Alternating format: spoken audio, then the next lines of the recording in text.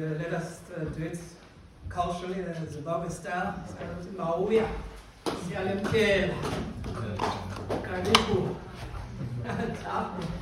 Salam, Bonjour, Madame and Monsieur, welcome. I think that exhausts my range of languages.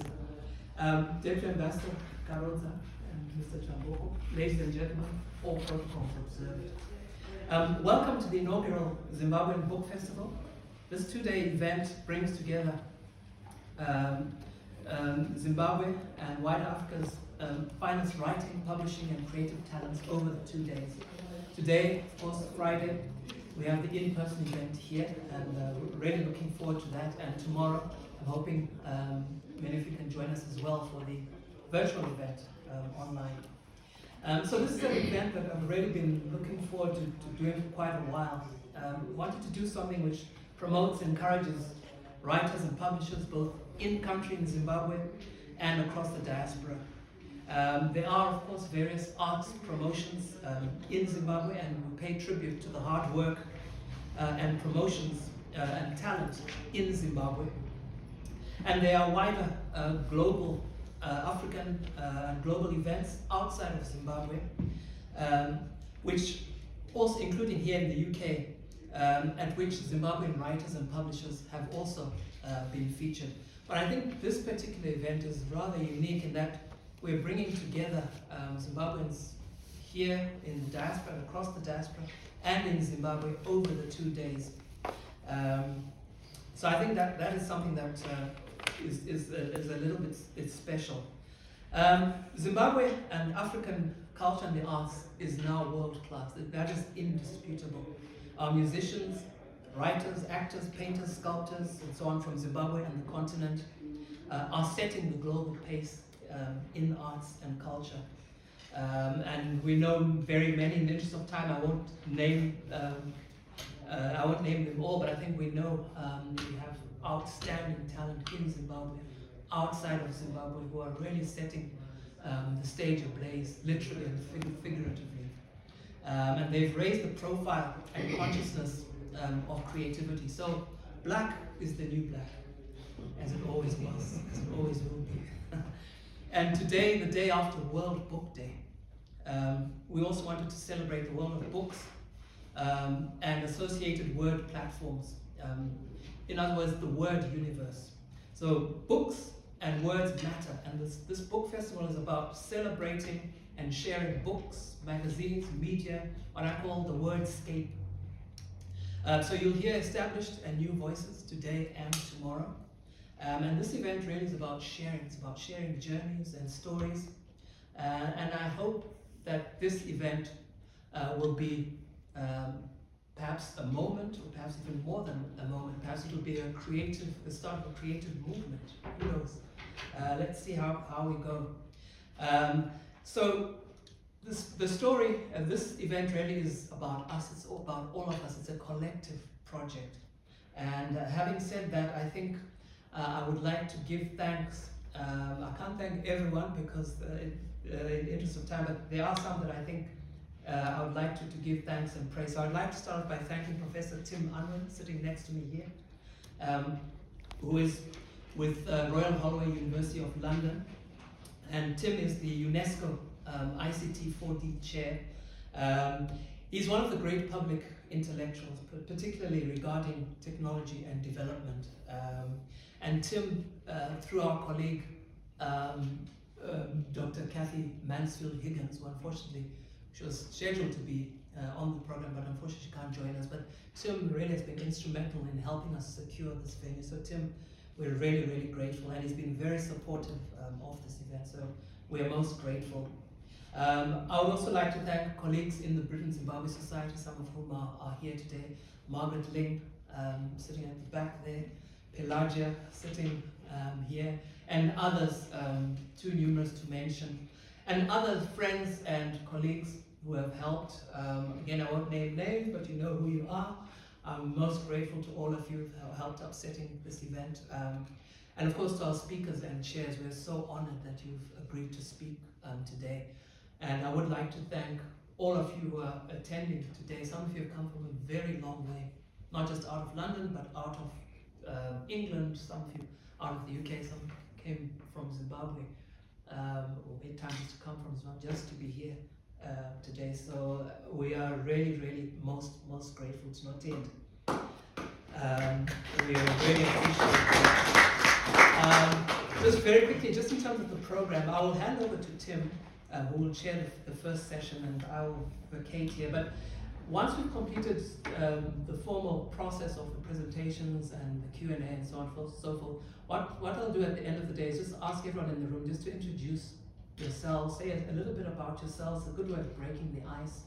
And if there's anything that you'd like us to know about you, if you've got a book or whatever, you can say that at the end, and then from there we will decamp next door for the book promotions and networking and so on and so forth. But for now, I think that's it from me. I'm really looking forward to hearing the presentations, and over to you, Tim. As we say in Zimbabwe, Imba, Ndenyu, it's your house. Welcome. Thank you. Thanks very much, Knox. I'm also as kind of the technical director, and we were thinking of zooming this, and if it was going to be bigger, or if you get fed up with the speakers and you just want to see the books, you can go next door, we can put it on the screen there as well. But it means that speakers, you're being recorded. If you don't want to be recorded, because you feel you want to be freer, which is usually my position, we can stop the recording, but it's through here and we'll move it around. Anyway, that's a bit of technical business. Just to say, personal huge debt of gratitude to Knox and Kathy. It really is an honour to be here, and I'm delighted to be able to make this available. We should have said, at no cost to the society. So it's part of the contribution. And I rather than saying something, I just wanted, can I just share a little story with you as to why this matters so much to me? And it is more than 50 years ago, I first visited Great Zimbabwe. And it completely kind of restructured my brain, which is a process that has continued as I've worked across many countries in Africa over that period of time. And I'm an academic by background, and it's kind of important for academics to get papers published. You know, they get judged by the number of papers, perhaps not necessarily the quality of papers they publish. And about 15 years ago, I wrote a paper, my first paper ever to be rejected in a journal. And it was called On the Richness of Africa. And I actually went through a whole range of journals, and none of them would publish it. I wonder why.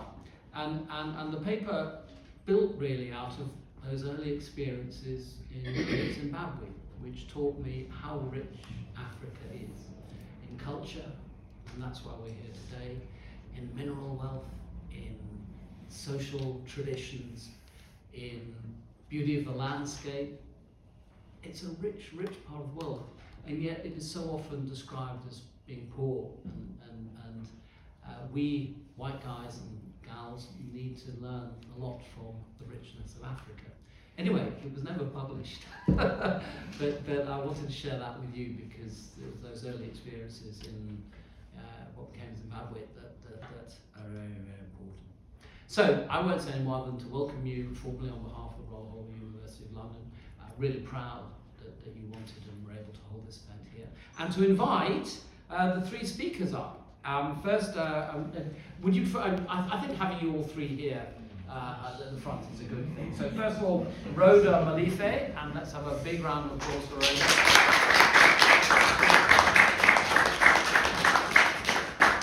Secondly, Samantha Vazhure.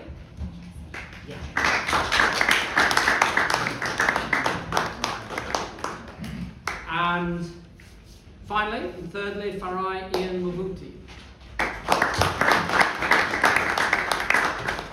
And it is great to have two women and two men up here, rather than I've learned, often at my expense, but in a good way, never to cross an African woman. So I will try and behave. We've got a lot of catching up to do on time, but I think we can allow sort of 15 minutes per person. I will do a very brief introduction. I've got their bios, which are probably all wrong, but Rhoda, are you ready to go first? Yeah, let me go first. And so Rhoda is a really multicultural person wrapped up in one identity. She was born in pre-independent Zimbabwe, raised in Guyana, Jamaica, the Bahamas, and since 1988 in England. She has a diverse background. She writes, but I think her day job is kind of in the pharmaceutical industry. She trained as a doctor, medical oncologist in the NHS, and is now clinical director of oncology drug development. But she's also, the conversation we could have over drinks afterwards, she works with Google Arts and Culture, curating online content, which is something dear to my heart. Has been shortlisted for a precious award in the category of Outstanding Woman in STEM. So we have a very special person who can bring a huge range of interests and perspectives. She was editor of the House of Matapa, an online magazine celebrating global Zimbabwean stories. So I will put this on for 15 minutes. The buzzer will go, and then there's time for short questions. But the idea is you will meet up afterwards and talk with people then. So thank you so much for joining us. A pleasure, and thank you so much for that great introduction. It doesn't sound like me, but definitely is me.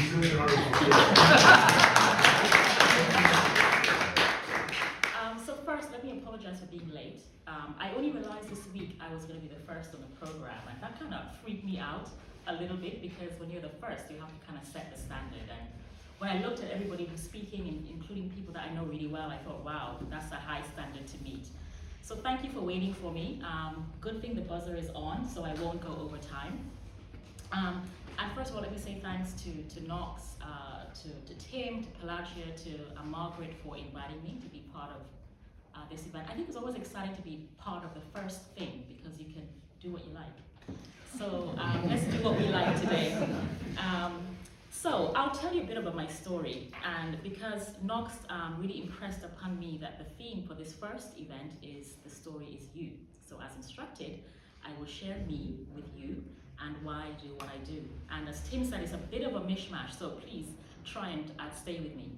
So as Tim said, I was born in pre-independent Zimbabwe, not too pre-independence, and just enough. Born in Rusape and raised in Mutare. And despite the politics and prejudice of the time, my childhood times were idyllic, priceless in fact. There is much to be said about the freedom and purity and what fertile ground for the imagination for rural upbringing anywhere in the world, especially Zimbabwe in the 70s, from a child's perspective, was no different.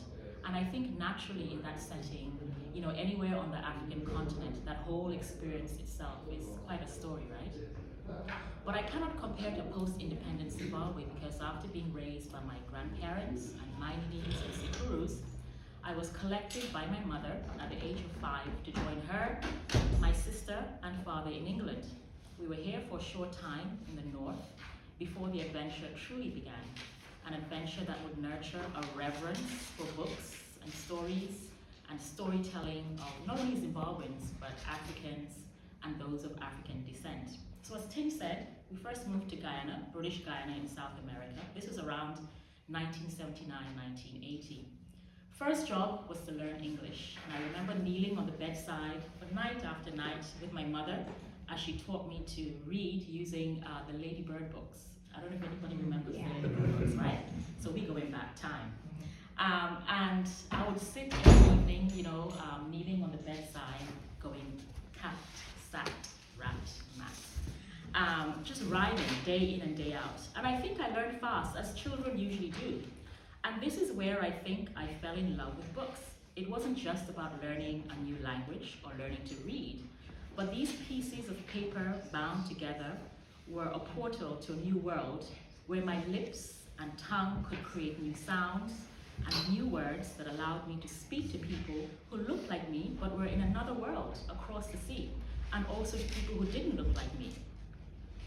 So fast forward a year for me, 3 for my parents, and we're now living in Jamaica, in St. Andrews to be in fact, a posh parish outside of Kingston. I don't remember being too disturbed by moving yet again, because, you know, as children we adapt really quickly, and it became the norm for my family that, you know, every now and again we just move countries.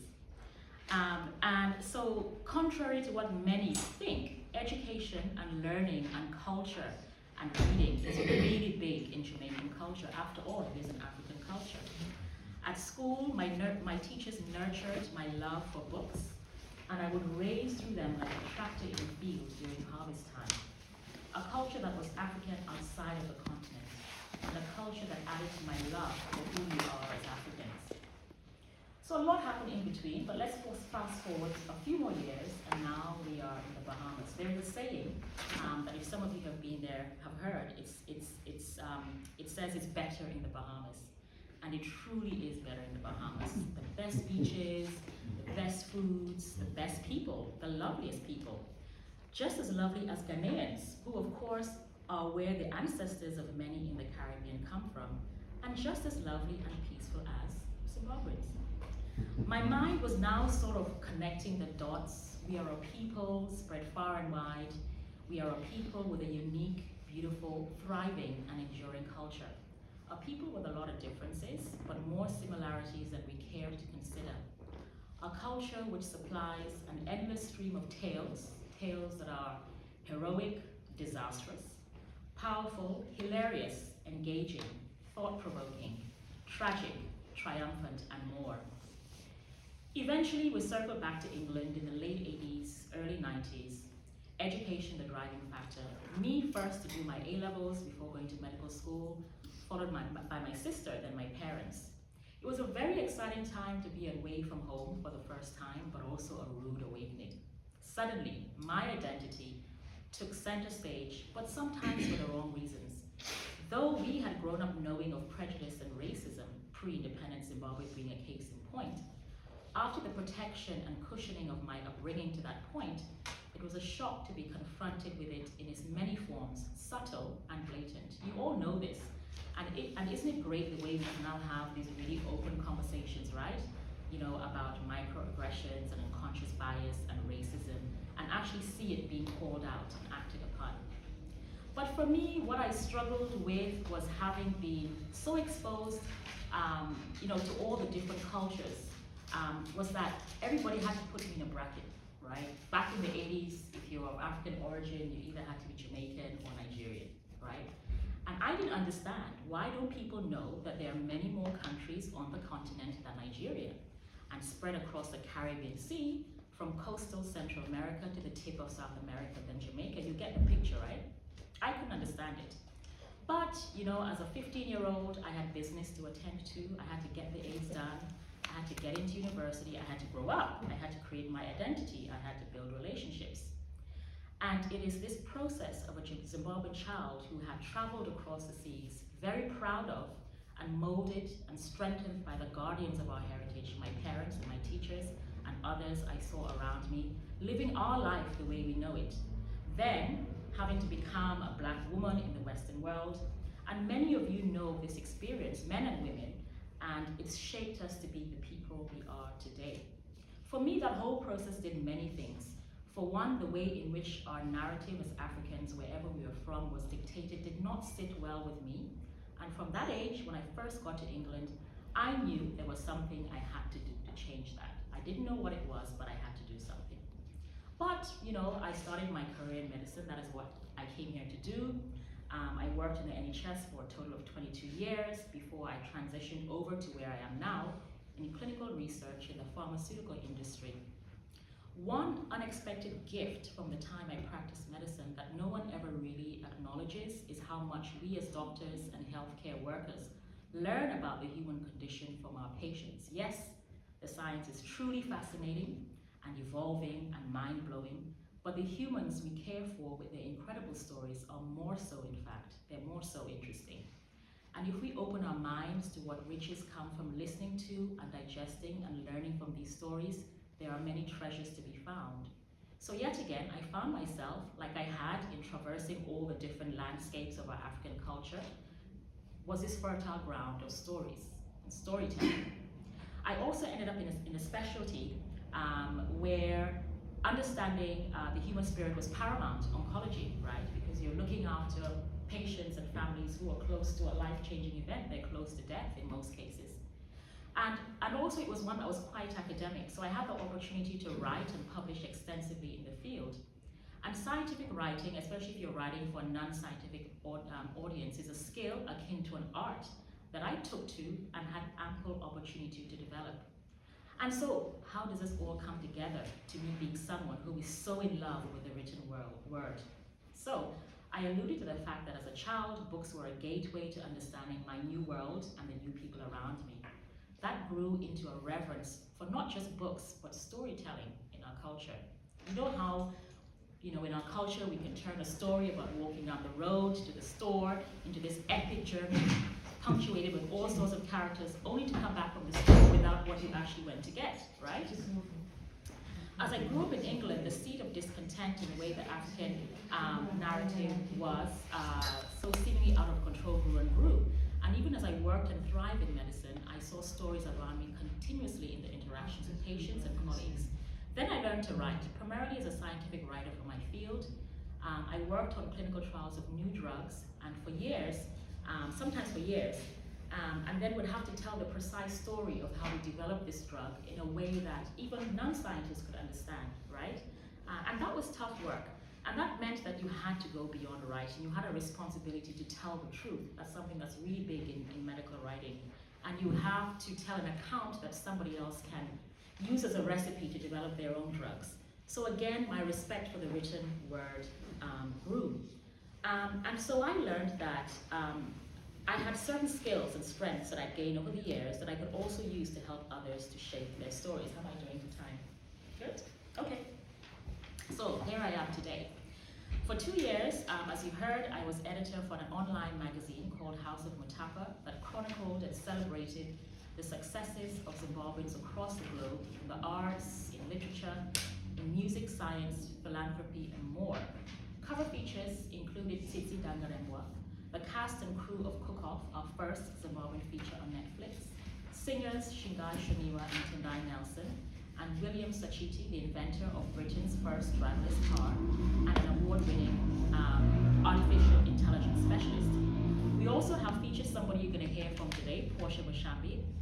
And our final issue on the visual arts and artists in Zimbabwe was lauded from all corners for shining the spotlight on our world-renowned artists. And on that cover, we had an artist some of you may know of, Moffat Takabiwa, whose work is in international collections, including that of rapper and businessman Jay-Z.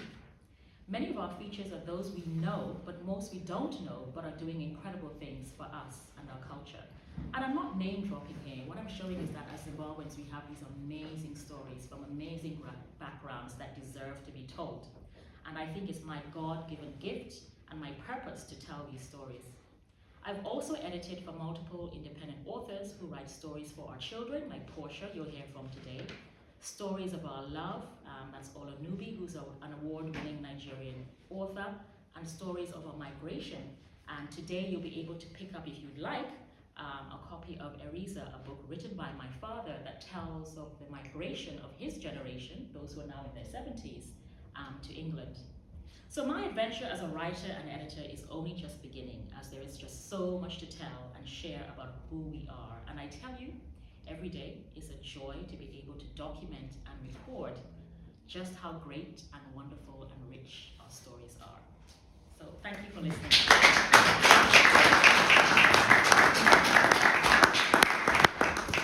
Thank you so much, and for me, for making moderating so easy, because you've actually left time for some questions. So, hey, would anyone just like to ask? We've got 3 or 4 minutes, or we could just catch up on time. Any immediate reactions?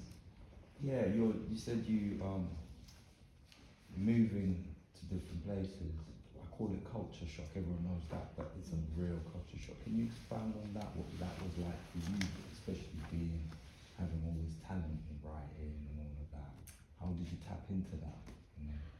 I think when I look back, I think being a child is an innocence, right? And if you don't know anything different, you accept that as the norm. So as I said earlier on, in the first moves, it felt like that was the thing that our family did. But certainly at some point, especially when you become a teenager and you want to fit in, right? You want to have friends and you're tired of moving schools, it became tough. And you know, back in the 80s, it wasn't so cool to be black. It wasn't so cool to be African. But I think the strength of our Zimbabwean culture in the home, so even though we moved around a lot, my parents always spoke Shona to us in the home. And my father in particular always spoke about our heritage and how we migrated from South Africa through Botswana through Zimbabwe. So it gave you a confidence that no matter what everyone said about who you are, you knew who you were. So despite going through the angst, the teenage angst of not fitting in, I think that strength that I took from being a Zimbabwean really pushed me through. And I'm kind of the person who, I'm like a dog with a bone in a way. If you tell me I can't do something, I'll do it, even if I don't want to do it, but I'm going to prove you wrong. So when I came to England, and in the 80s, it's very different from how it is now. I say this to my son all the time. The converse happened for me. Although it was a culture shock and it was scary, I think my stubbornness said, you know what, this is not what my ancestors and my parents set for me to do, to fail just because of somebody's incorrect opinion of what our culture is. So it's been a journey, because I'm an older person now, and I can't say that I was like this when I was 20. But I taught myself that despite the barriers that people put up based on our culture, on our skin, I was very confident that the stories that we have to tell about ourselves are far more important than that. So it's about choosing the battles you're going to fight, right? And I fight to win, and the win is for my culture. The win is to shine the light on how wonderful we are and how much we've contributed to where we are now. And so I've taught myself to just, overcome the challenges as time goes. And practice makes perfect. You do that all the time, so eventually it's fine. It's good having this, isn't it? Yeah. So without any more ado, we will switch to our second speaker, Samantha Vazhure, who has stepped in at the last minute because a previous speaker wasn't able. So thank you for coming at such short notice. I've got a long screed about her from her website with some, just 3 of her latest. These are all yours, aren't they? Yes, they are. Painting a Mirage, which was in 2020, Starfish Blossom in 22, and Brilliance of Hope in 2021. But those capture her passion and commitment. If you think of what is in those titles. For her sins, she was born in the district of Barking and Dagenham, which I believe is called London as well, as recently as 1981, to parents when they were studying here in the UK. Her sort of current day job, which I'm not quite sure which side of your life brings in more money, but she works as a regulatory consultant within financial services in the UK. And she's sort of been back to Zimbabwe and then back to the UK in her early life. But above all, she writes poetry and prose to do 3 things: to advocate, to raise awareness, and to empower people. And discovered, looking at this, that we have so many interests in common because I work in the field of rights and women and children, and how digital tech is used to exploit women, and so I think there's a clear link there. But she advocates about that. She advocates the rights and welfare of immigrants, and I've also done a lot of work on that as well. So it's really, and mental health and vernacular languages, and then raising awareness of abuse and gender-based violence. Guys in this room, we don't have a clue about the extent of that. It is one of the most prevalent challenges that societies across the world face. I work in a lot of patriarchal societies where the scale, and particularly through digital, is just extraordinary. So the more you can do about raising that is crucial, and empowering those who suffer from abuse and inequality. So just a little snapshot. She will now tell you more about her wonderful life and why she has that passion and commitment. And I'm afraid I'm going to put the 15 minutes on you as well, okay? That's fine. Thank you very much for inviting me to speak. As Tim mentioned, but I don't even know where to start because this is so last minute. So I'm just going to ramble on. Shall I give you that as well? That's okay. I'm just going to say whatever comes to mind, and then we can maybe speak later if you have questions. So I was born here in the UK to Zimbabwean parents, and I went back to live in Zimbabwe when they completed their studies. I grew up in Masvingo, so I'm Mukaranga. I come from Kwachili, I spent a lot of time with my grandmother there. She was, a storyteller. So I think I take some of that from her. So yes, I went to school in Zimbabwe, Masvingo, Victoria Primary School, and Victoria High School. And immediately after school, I came back to the UK to study law. I studied law and business at Kent University. So I think my earliest, as Tim mentioned, I'm a writer. I'm a poet. I like to write. I've written a novel, which is part of a trilogy. And I've written 3 poetry books. My first poetry book is called Zvanzubo Musango, which directly translates to that, that's something that's been uprooted from its natural habitat. So I wrote Zvanzubo Musango as a migration story from the perspective of an African woman. It talks about the celebrations and the experiences of the migrant person, especially. So there's a lot of feminist there are a lot of feminist voices in there, how it feels to be a black woman operating in out of their natural habitat.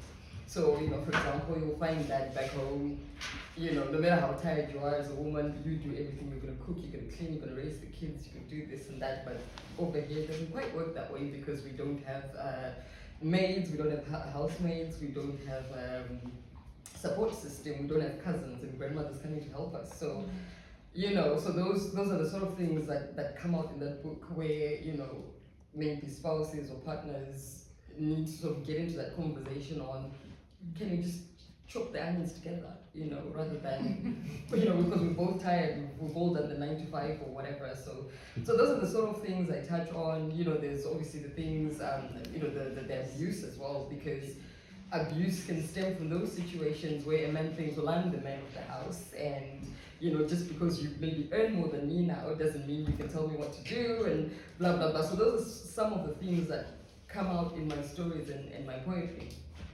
So when I published Zvanzubo Musango in June 2020, I translated the same collection of poems into English, and that book is called Uprooted. And then a few months later, because I had been writing my novel, I managed to publish my novel in December 2020, and it's called Painting a Mirage. So I think it's worth mentioning that during the process of publishing the first book, which was written in Chikaranga, I discovered that I was going to self-publish, but then discovered that Amazon had a list of authorized languages that they allow you to publish, and if your language is not there, then you can't publish with them. And of course, Chikaranga wasn't there. So I did a bit of research into how I could get my work out there, because it was already written and I really wanted to share it with the world. And I discovered a distributor who allowed at the time that language to be published, provided it was done via a publisher. So I thought, right, I'm going to establish my publishing house, so I can publish my own work. So that's how I established Canadian Art Publishing. It was really just to get my work out there, and of course all the other books I published were published via that publishing house. But I thought to myself, well, after all this effort of establishing a publishing house, I can't just publish my own books. So using the experience I gained to get my own books out there, I thought, right, my stories are Zimbabwean. I identify as Zimbabwean. I would quite like to help, the authors in Zimbabwe or people who write about the Zimbabwean story. So I extended I opened my doors to Zimbabwean writers, but of course I was new to writing at the time. No one knew about me. I had not been on social media. I still hate social media, but I had to go on social media to market the work I do. So at the time, I had a very small following, and I thought, right, I think what I could do is start by compiling an anthology of short stories. And naturally, I went to Zimbabwean women. I wanted to compile an anthology of short stories by Zimbabwean women who had never been published, because I thought to myself, it's probably harder for these guys to get their voices out there, but their stories are just as valid as anybody else's. So I reached out to 10 Zimbabwean women who, are really good writers, because a lot of them were writing on blogs or were posting their works on social media, but no one really sort of knew about them. and they agreed to share their stories. So my first project was a book called Turquoise Dreams, which is available everywhere, Amazon, Barnes & Noble, and it's written by 10 Zimbabwean women, and we've got 29 short stories in there. So that was my first project other than my own work. And I think that was the project that sort of made people more aware of what I was doing. And after that, people just started reaching out, authors started reaching out to me, I've got a book, I'm doing this, can you help me, or whatever, and I just haven't stopped since 2020. And I've now published, I think, 20 titles since 2020. And I'm really pleased to say, I just flew in from Harare last night. A few weeks ago, I heard that 3 of the titles I've published were nominated for the NAMA Awards in Zimbabwe. That's the National Arts and Merits Awards. So I made the last minute decision to fly back home and attend the award ceremony because I'd never attended an award ceremony before, and I'd never really won an award before, except when I was 16. I don't know if any of you remember the Randall's National Essay Competition in Zimbabwe. When I was doing my Form 4, which is the equivalent of GCSEs, my English teacher encouraged me to enter that competition, and I won the regional prize for Mashingo. So that was the only sort of recognition I'd ever received on my writing, and at the time I didn't really think much of it. I just thought, well, I wrote an essay, or I wrote a composition, and I won, and I didn't really nurture that side of things. And so, so 3 of the books that were nominated, there was one by David Chasumba, who's here today. He's the one who's recording there. So his collection of short stories is called The Madman on First Street and Other Short Stories. And there was another book, 3:15 a.m. and Other Short Stories. So those 2 books were in the same category of outstanding first published work, and David won that award. And then my own poetry book, which I published last year, called Starfish Blossoms. So that was nominated for outstanding poetry book. And it also won the Outstanding Poetry Book Award, so I'm really pleased.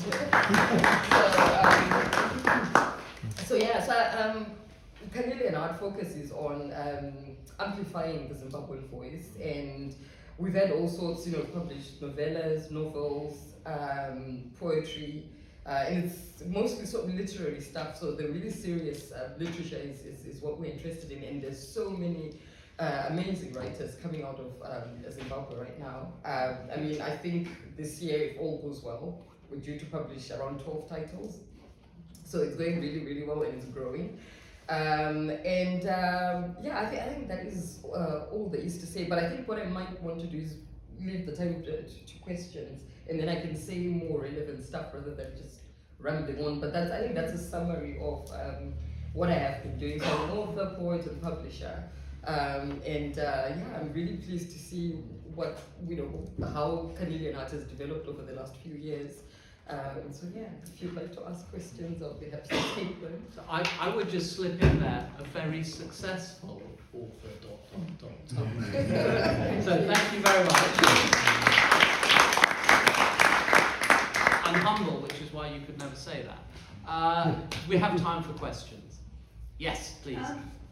Perhaps it would be good if when people ask questions, we don't all know each other yet, and Knox is going to let us introduce ourselves at the end. But if you could just say who you are. I'm Rose, I'm from the Stevenage Cadova League Association. I've recently started going to the library a bit more, and it just made me think, are you getting anything into libraries here? And if not, how do we get the libraries to purchase? I think that's a really good question, because I've actually been trying to get the books into libraries, but because I'm actually sort of new and learning as I go, I've learned that different libraries and bookstores have different processes and procedures on how to do that. So more than happy to have a conversation after this, and we can speak about the best way to get the books into your library.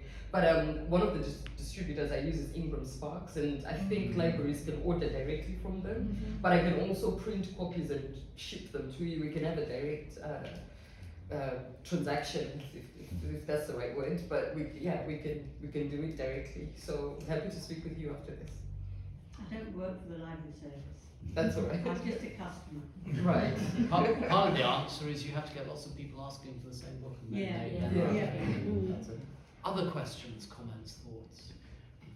My name is Rutenda. Carnelian Heart, where did the name come from? Okay, so carnelian is the name of a gemstone. So it's just like diamonds or sapphire or opal.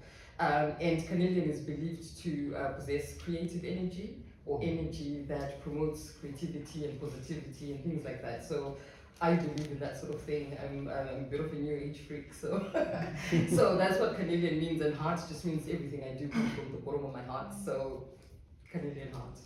That's where the name came from. Other questions? So, What was as a publisher, what do you offer? What do I offer? Okay, so I actually use the sort of the traditional publishing method or design. So none of the authors pay for me to produce their books.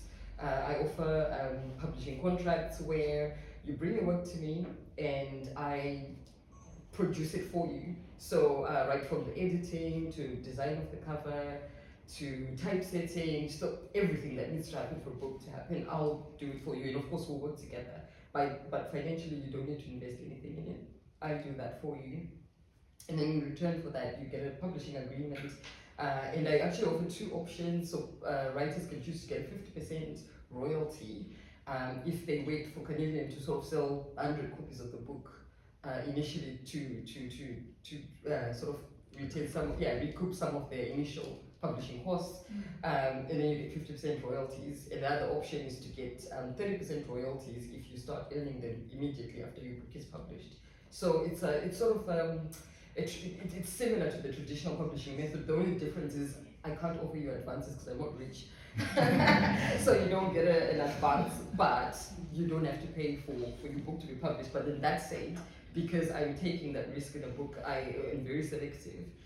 So you send us your manuscript, I've got a panel of editors who will review the work and say this is good enough, we can work with this, and we'll do a developmental and a copy edit and proofread when the book goes out. So we aim to produce really good quality books, so we're very selective for that reason. There was a question here, and we'll save that one for the end or later. Could we just have your question? It's more of a comment, actually, just following on from something Rhoda was saying at the end. Isn't it sad that we're still talking about difficulties that black people have, how different cultures are not accepted easily, not just in this country but in other countries as well.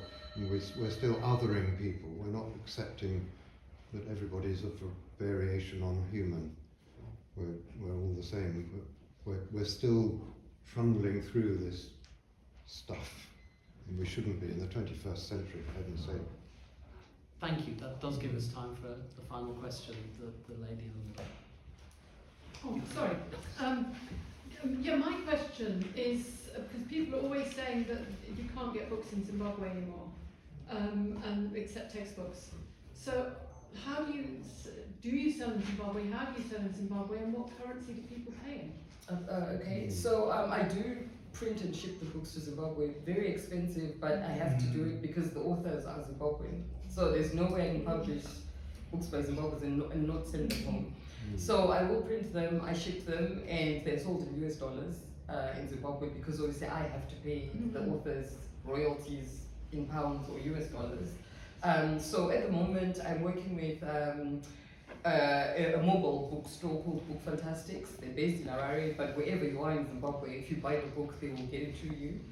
So they're the main retailer in Zimbabwe. I've recently established a relationship with a bookstore in Bulawayo called the Orange Elephant. So if you go to the Orange Elephant, yes. So if you go to the Orange Elephant in Bulawayo, they've got the carnelian art books. They also sell them in US dollars. But just to sum up, you will get them at prices very close to the Amazon price. So they're not going to be inflated prices. Whatever if a book is going for £12 in the UK, it might be £13 in Zimbabwe. So, and that's sort of all part of the advocacy work I'm doing. I don't really make any money out of this, but I'm really trying to So promote how does the spillage. mobile thing work? Is that a kind of, like, say you were in Mashingo Mhm. and you wanted a copy of the book, so they get shipped to Harare, collected by your mobile Bookstore, library. yes. And then the person in Mashingo pays them, whether it's, I'm not sure what channels they use, channels of payments they Yes. use, but they'll get it to Mashingo, whether it's by putting it on a bus or a taxi or whatever, they will get it That's to it. fantastic. Yeah, they will That's get it to where it brilliant. needs to get to. Why? Wow, Yeah. that's worth knowing for all kinds of reasons, not Yeah. just because that's great that that's happening with your publishing house. Yeah. Thank you. Thank you very much.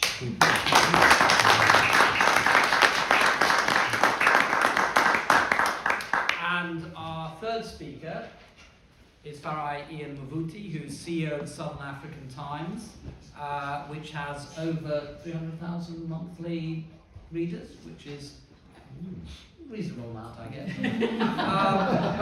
He's a media entrepreneur, he's a writer, he's recently been appointed as an advisory board member of the African Business Chamber here in the UK, and he's also a global ambassador for the Commonwealth Entrepreneurs Club and a contributor on Arise News plus Africa TV and even something called the BBC.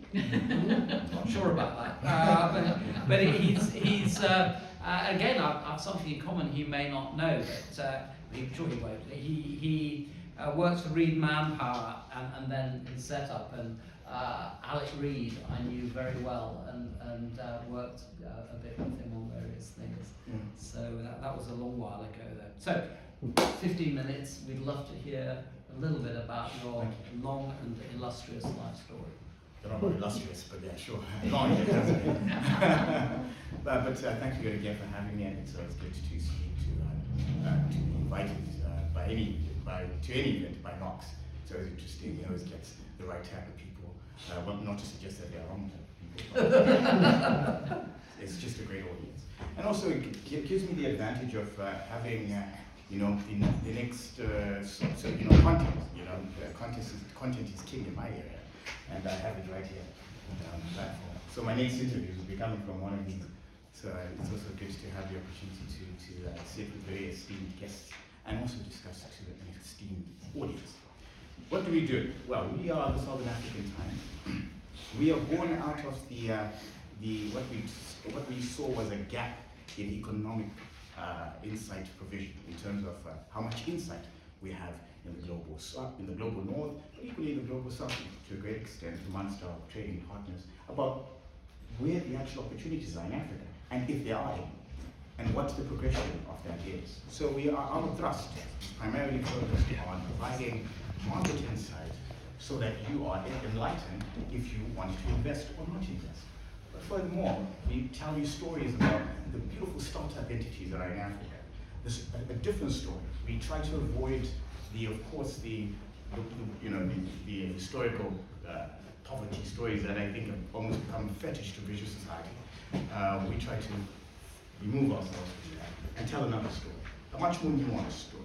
That the story isn't just corruption, it isn't just poverty. There's much more detail to it. It could be climate change. It could be the other,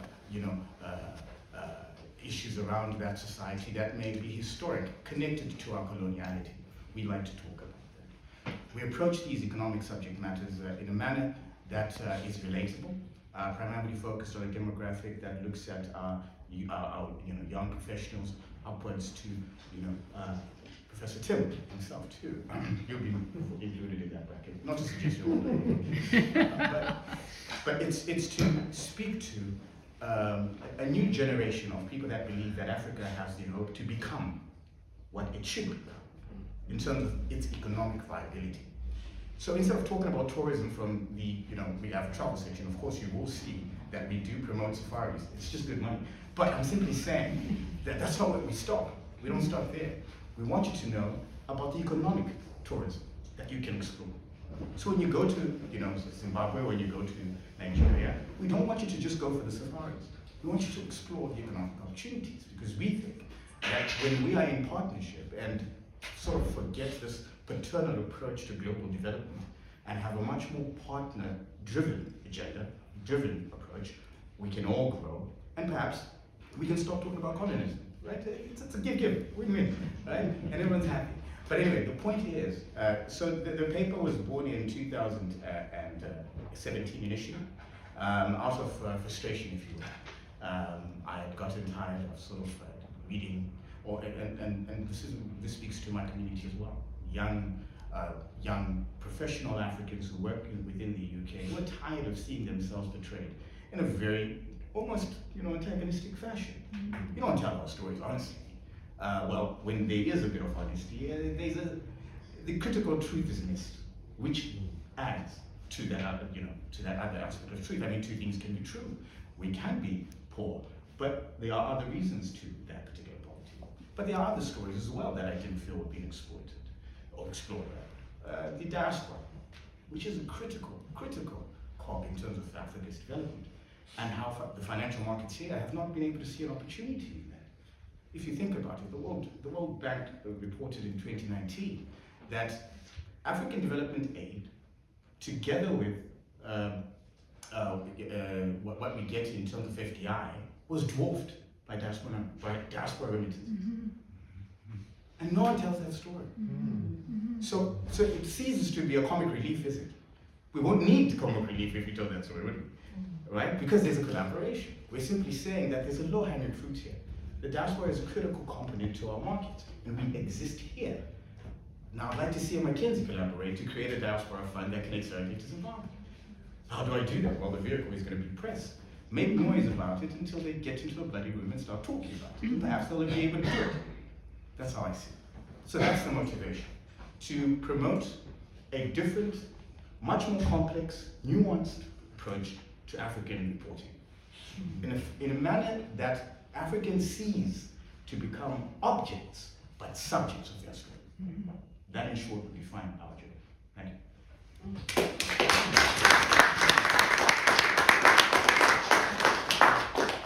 And thank you again for not only being so inspiring, but also short and succinct, because it means you have to answer some immediate questions. It's okay. Who's up for it? Yes. Where are you based? So we're based in the UK. But we have, so in our African operations, we have a digital rollout. So we have a website, thesouthernafricantimes.com. This is not a plug, I'm just being descriptive and answering. So we're based here in the UK, but we have offshoots in Zimbabwe, Zambia, South Africa, and currently Nigeria as well. Great. How do you intend to engage this young generation? Because you know where I'm coming from with this question, in the sense of your aims. Right, it's a big challenge. How do you intend to engage this young generation, basically in these steps that you've mentioned, so to say? I think digital is one way, but also through that digital outreach, you want to have one conversation at a time. So what we tend to do is we have roundtables, events, where we have direct interaction with our audiences. But also you can write letters to the newspaper and communicate some of your concerns, but also we've taken advantage of your Twitter spaces, your clubhouses, where you can have a huge audience online directly with your target demographic and have these discussions. So it's one conversation at a time, but through our mass media approach, we can have that conversation simultaneously. So that's the first step. If your follow-up would be about the efficacy of it, I feel we can chat later on anyway, but yeah, there's so many leading questions to that. Sure. Yeah. So my name's Shingi, and I've just started a company which kind of like the core of it revolves around storytelling, and I've also got a mental health podcast as well.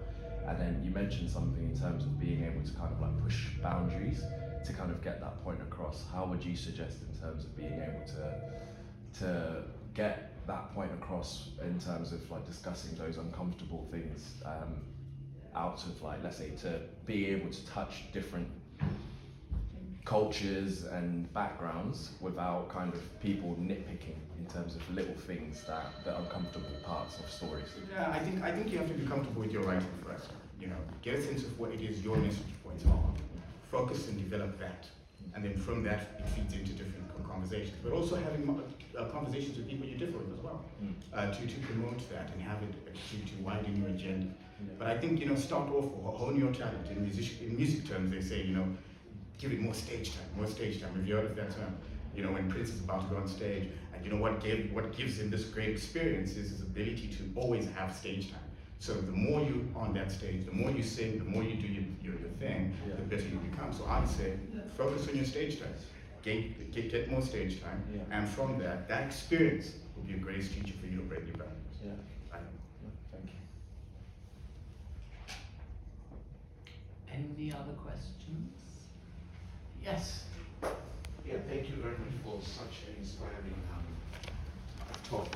It's Farai, is it Farai? Yeah? Okay, thank you. Forgot my name already. I need to confirm. Now, your sector is quite interesting because it can be seen as ideologically driven, and there are competing voices. How are you dealing with those competing voices when it comes to media, trying to undermine your what I call this inspiring work for Zimbabweans? But because there are other sources where they are competing the narrative. So how are you doing that? That's a very good question. It's a very good, I tell you why, because I meet it every day, especially when you interact with Zimbabwean writers and so forth, in news reporting. I think what we've focused primarily on is our thrust. We've defined what our thrust is. We focus primarily on promoting the narrative of African development, right? That is not to suggest that we don't talk about the issues, we simply provide the nuances within those issues, okay? So our job is not to bash governments or to bash business players or partisan issues and focus on that. Our objective is to tell a story that has not been told, okay? So we understand that lane, okay? So we're trying to be the Financial Times of Africa, perhaps in a much more nuanced fashion when it comes to it. Okay, let's call it a day unless there are any other questions. We're caught up beautifully on time. Thank you. Will you first of all join me in once again thanking our three speakers?